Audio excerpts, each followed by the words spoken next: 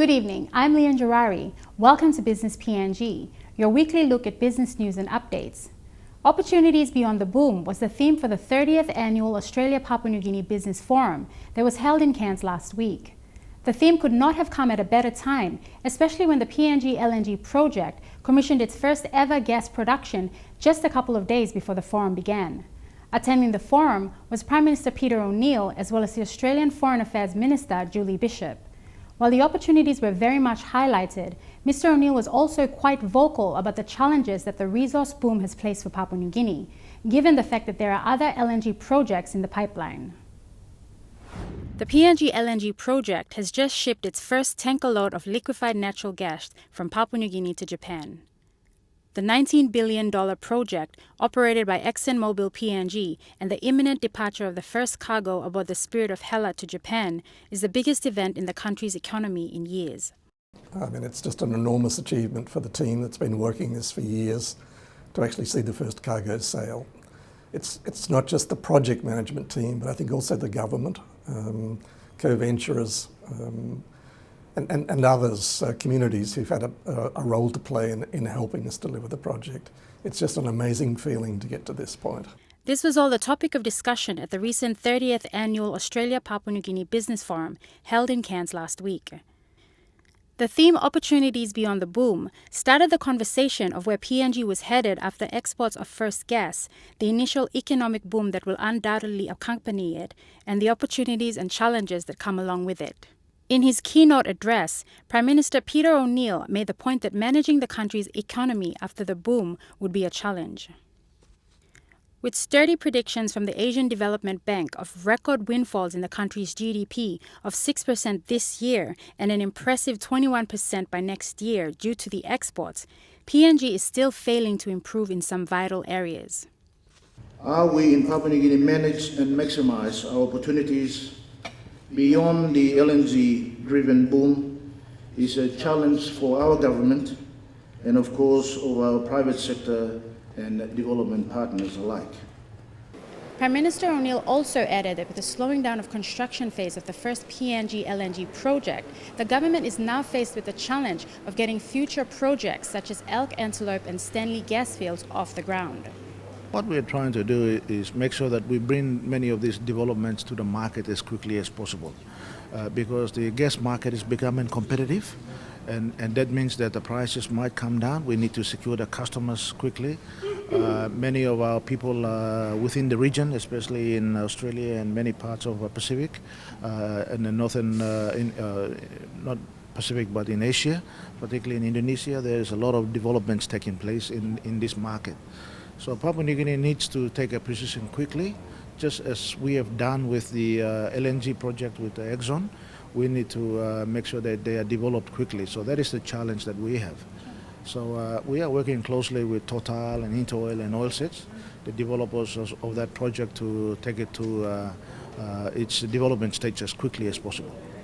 While we can boast some progress, possibly even good progress, on the economic development front, our scorecard in the social development sector and government economic infrastructure leaves something to be desired. We continue to sign all kinds of global and regional development declarations. We design new national plans in the health sector, education and community development sectors. We use a variety of buzzwords like increased emphasis with aid effectiveness, better coordination and alignment with our development partners.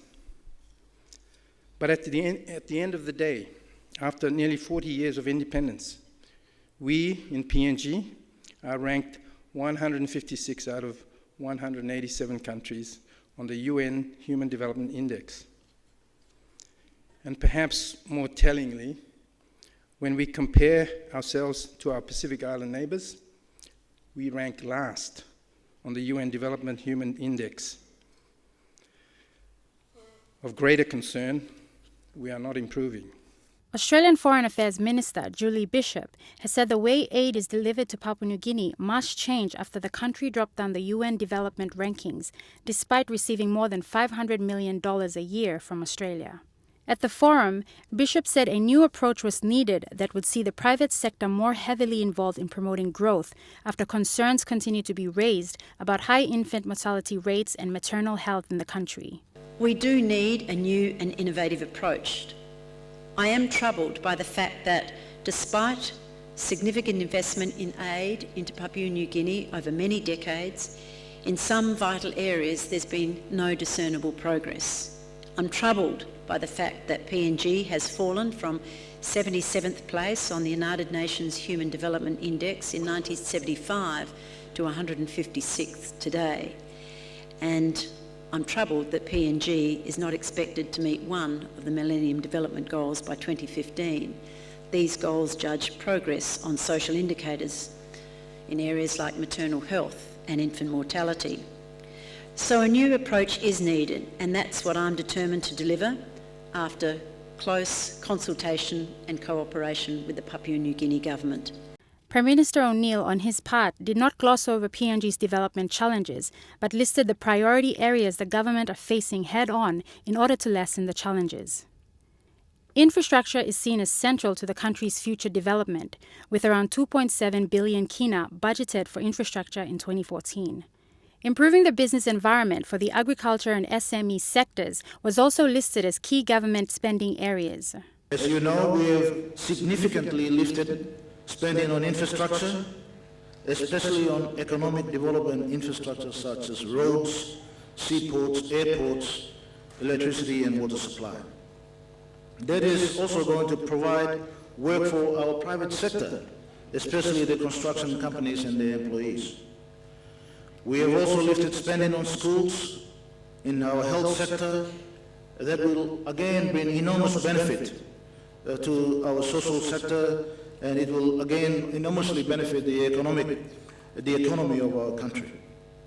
We have given priority to building our small to medium enterprise sectors as well, which will see our future as a strong and growing medium enterprise sector, providing much needed employment for our people.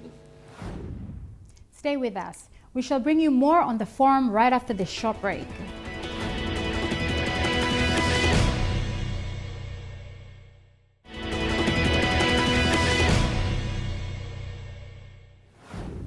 Port Moresby is just over an hour's flight from the nearest international airport in Australia, the Cairns International Airport in Queensland. Because of this, trade and business ties between the two countries can be strategically positioned so that there is a win-win situation for both PNG and particularly the Upper Northern Territories of Australia. Already, talks have been underway to set up an economic zone that could facilitate the movement of people and goods freely between the two countries. There are even talks of the ambitious power project that will see PNG export power to the Northern Territory. But the question is, just how achievable are all these plans? The Cairns and Far North Queensland region covers a large geographical and economically diverse area. The region is known worldwide as an international tourist destination, with natural attractions such as the World Heritage-listed Great Barrier Reef and wet tropics rainforest. Besides being a tourist destination, however, its close proximity to neighbor Papua New Guinea allows for an ideal engineering and manufacturing hub for the booming resource sector in the Oceania Australasia region. Charters are flown on a regular basis between Cairns and mining projects in PNG, and the route between Port Moresby and Cairns is serviced by 3 international airlines. Skilled petroleum industry and mining personnel can be accessed from the Far North Queensland region for projects in PNG. For this reason, the pertinent question frequently posed remains whether North Queensland and Papua New Guinea can one day form part of a single trading zone. The creation of the Special Economic Zone would give some substance to a free trade area between Australia and Papua New Guinea, which was established in a treaty between our two countries under Practice 2 back in 1991. So the treaty arrangements are already there. And because we have such a a really strong relationship between our two countries. I mean, I've had conversations with Prime Minister Peter O'Neill, and he said, come back again real soon because you're our closest neighbour. And we really do feel a really close affinity with PNG because we are so close. We have the same environment, we have the same heat and the same climate. So our James Cook University, for example, that's based in Far North Queensland region, is focused on the tropical climate and the tropical economy and tropical medicine and tropical disease and tropical construction. And that's exactly the application in Papua New Guinea. It's the same as it is in Cairns. So we share so much in common. Cairns has been a stepping off point for trade and activity with PNG and beyond for more than a century. And it continues to be a developing gateway between Australia and now Southeast Asia. In the 12-13 financial year, PNG became our second largest export market from this region, with more than 73 million in goods and services leaving Cairns ports for our nearest neighbour. Prime Minister O'Neill also spoke in support of such a zone at the Australia-Papua New Guinea Business Forum, a zone which could facilitate the movement of people and goods across the country's common border. When Prime Minister Abbott visited Papua New Guinea recently, we suggested to him that we were well placed in Papua New Guinea to help Australia develop the North. It would be a worthy exercise for both governments to explore the potential of establishing an economic zone, one that would further empower its trade links, business cooperation and investment between the two countries. To further cement his point and the actualization of the trade zone, Prime Minister O'Neill also spoke of the shelf development of the Purari hydro resource at Wabo in the Gulf Province, a renewable hydroelectricity project. Capturing the power of existing river flows, the development would have the capacity to generate approximately 1,800 megawatts of reliable renewable power. The project would provide a reliable source of electricity for remote villages and rural communities in Papua New Guinea and transform the area's economic development prospects. Electricity would also be exported using leading-edge transmission technology via WEPA to join the national electricity grid at Townsville. The project would supply into Queensland approximately 5 times the amount of renewable power currently generated in the state. The Purari Hydro project remains one of our government's priority agendas. I know that Origin has downgraded its part in this program, but our government has a different view. The Purari Hydro scheme, when developed, will not just meet our own electricity needs, but it will provide us with cheaper, green, and virtually unlimited hydropower. When fully developed, it will just about meet all of Queensland's electricity needs. O'Neill hopes the proposal will now go to the annual Australia-Papua New Guinea Ministerial Forum for further discussion. This proposal mirrors advocacy of the Council for several years for the Australia and Papua New Guinea governments to make North Queensland a hub for business between our two countries. The Council's proposal revolves around facilitating the movement of people and goods across our common international border. Stay tuned. We'll have more when we come back.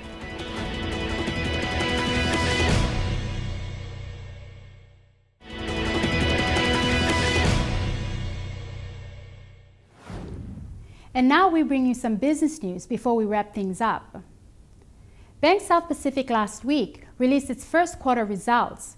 After having a successful and strong financial year in 2013, BSP made a net profit after tax of 437 million kina. In the first quarter of this year, the bank made a profit of 136 million kina, 9 million kina more than the last quarter of the 2013 financial year. Despite the profits, BSP share prices on the Port Moresby Stock Exchange remained stagnant and lower as compared to the same period last year. In April last year, BSP's share price closed at 8 kina 11 toya, while the same month this year saw the bank's share price close at 7 kina and 77 toya. The bank has stated that Papua New Guinea remains to be the predominant driver of the bank's performance. And moving on, in less than 3 months, Papua New Guinea has earned close to 900 million kina from its investments in oil search. The government was recently put under a lot of criticism when it borrowed 3 billion kina from the United Bank of Switzerland to purchase a 10.1% stake in Oil Search. Oil Search share prices stood at $8.20 at the time the government purchased the shares. However, today, these shares are being traded at $9.30. As Oil Search holds a significant stake in the ExxonMobil-led PNG LNG project, and now that LNG production has commenced, Oil Search's production base will quadruple, contributing more than $1.3 billion to the company's operating cash flows. Oil Search share prices are expected to grow further, increasing by 15% in the next 12 months and 71% in the next 5 years. And that's the end of our show. For more business news, or if you would simply like to view this episode again, visit MTV online. That's mtv.com.pg/business. Until next week, have a pleasant evening. I'm Leanne Gerari, and this is Business PNG.